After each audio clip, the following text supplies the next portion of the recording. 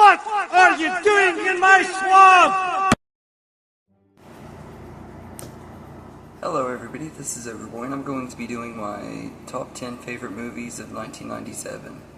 So, this is part of my top 10 Tuesdays where I do a top 10 list every week, and I'm currently doing a series where I do 10 movies from each year since I was born, and this week I'm doing the year 1997, which was a pretty good year for movies. There were quite a few good ones released that year and stuff. Not quite as many as some of the other years in the 90s, but this one had some good ones too.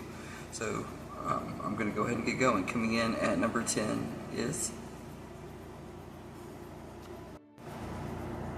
The Borrowers. This is a really good family movie about these group of tiny people who live in the walls of this house, and they're having to fight off this guy who is potentially wanting to buy the house and destroy it, and everything, played by John Goodman. And it's just a really fun little family movie that I used to watch all the time as a kid and everything. It was just a staple of my childhood that I just always really loved and everything, and I feel like this movie just don't get the credit it deserves. It's a really fun time, and it has a good cast aside from John Goodman. You also got Jim Broadbent in here, and even Draco Malfoy himself, Tom Felton, has a small role in here, pre-Harry Potter. So it's a pretty good movie, and I really enjoy this one. So The Borrowers is number 10, and number 9 is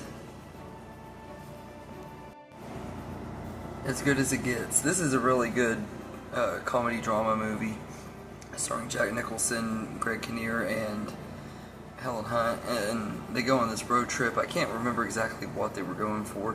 I haven't seen this movie in a very long time. I actually ought to rewatch it and review it here pretty soon and everything, because this is a movie that I've always wanted to talk about on my channel. So I'm not going to get too much into my thoughts because it has been a very long time since I've seen this movie and stuff, but I know that it's one that I love enough that it's been in my top 10 since I first saw it and everything, and I've seen it multiple times. It's just been a really long time and everything, a good 13 or 14 years since the last time I watched it, so I'm overdue for a rewatch. But As Good as It Gets is a really good dramedy and stuff, and it's got a great cast with some really good performances and everything. Good supporting cast too. You got Skeet Ulrich and Cuba Gooding Jr. in here too, and they're both great in here as well.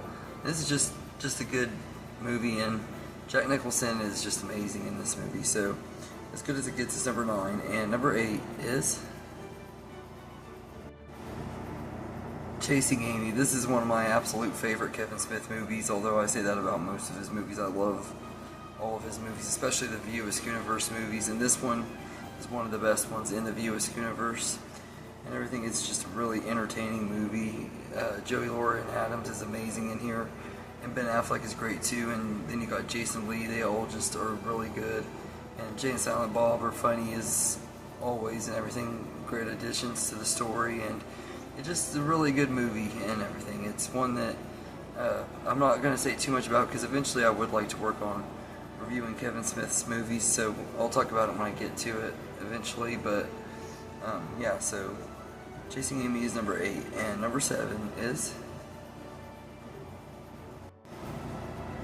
The Lost World: Jurassic Park. I really do enjoy this one quite a bit. It's definitely not near as good as the original Jurassic Park, which a lot of movies aren't, though. It's one of the greatest movies ever made, so you can't really expect its sequel to be able to be as good as the first. It doesn't really fully recapture the magic of the first one, but it does have a lot of really fun scenes and stuff, especially the two T-Rexes attacking the camper scene. That scene is just intense and so much fun to watch, and there's a lot of other fun moments throughout the movie and everything, and the T-Rex escaping at the end of it is a lot of fun. So I really enjoy The Lost World: Jurassic Park. I don't think it's near as good as the first one and everything, but compared to all the other crap we've gotten out of this franchise, it's pretty good and everything. It's not my favorite sequel, though. I still say that Jurassic World 1 is my favorite out of the Jurassic Park sequels and stuff, but I do feel like this one is still a pretty good one, and it's my third favorite in the franchise. So but yeah, so The Lost World is Jurassic Park is number 7, and number 6 is George of the Jungle. I really enjoyed this one quite a bit. It's another one that I'm going to be reviewing here pretty soon, so I don't want to say too much about it, but it's a really fun movie. It was my introduction to Brendan Fraser. I think he's just really funny in this movie, and you got a really good supporting cast: Leslie Mann, Thomas Hayden Church, John Cleese, as his friend Ape, who is an ape, and not to mention just another variety of other great characters, Holland Taylor, so many other people, and it's just a really good movie. It's a fun slapstick comedy. Watching him fly into the trees is always a ton of fun, and his facial expressions when he falls into them is just hilarious. And this was such a great introduction to Brendan Fraser as a kid and everything, and he became one of my favorite actors instantly with this movie. So George of the Jungle is number 6, and number 5 is Face Off. Now, I've actually reviewed this movie recently, so if you want to hear my full thoughts, you can always check out my review. But this movie is a ton of fun. I really enjoy Face Off quite a bit. John Travolta and Nicolas Cage are just off the walls, balls to the walls crazy in this movie as these characters who swap faces.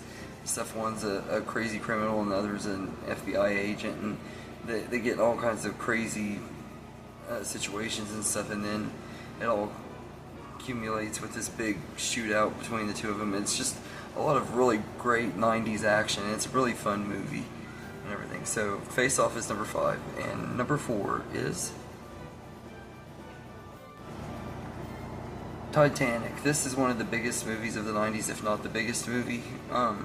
It was the highest grossing movie of all time for a long time and everything, and it's a really good movie. I think that it has some really great performances, especially from Leonardo DiCaprio and Kate Winslet. They were both amazing in this movie, but also you got Kathy Bates and Billy Zane and a whole bunch of other great performances from a bunch of different great actors and stuff, and the costumes and the visuals and stuff are all amazing too. You got a lot of great stuff here, and James Cameron did such a great job with this movie and everything. It's easily one of the best movies of that year, and I could understand with anybody who says that this is their favorite of the year, but there are just 3 more that I think are a little bit better than it. But Titanic is definitely a great movie and one of the best movies of '97 for sure. So it's number 4, and number 3 is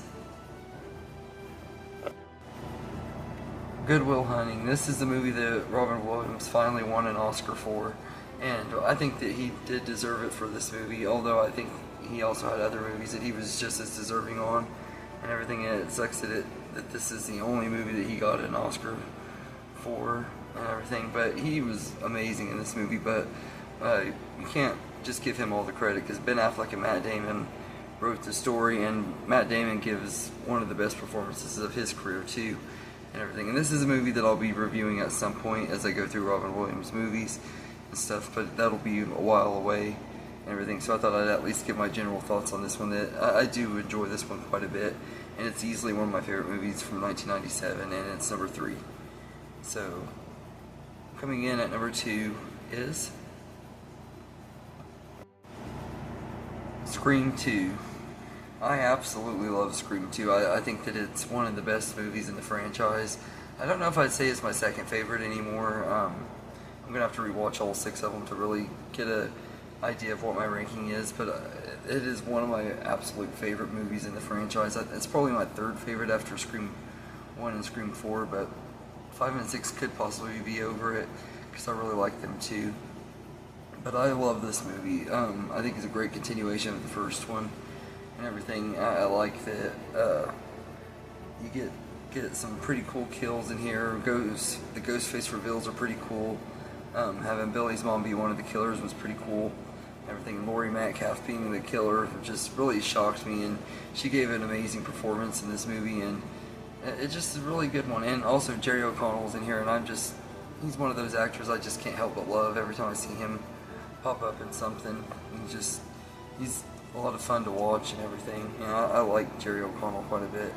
So, but yeah, the Scream 2 is just a really good time. The only thing I would have changed is I wouldn't have let Randy die. I think he should have been a core member of the main cast throughout the franchise and stuff. I think They should have at least waited another movie or two to kill him off. At least wait till Scream 4. Let him be in the rest of the trilogy and have a part in that one. But for what happened and everything, I think it worked out.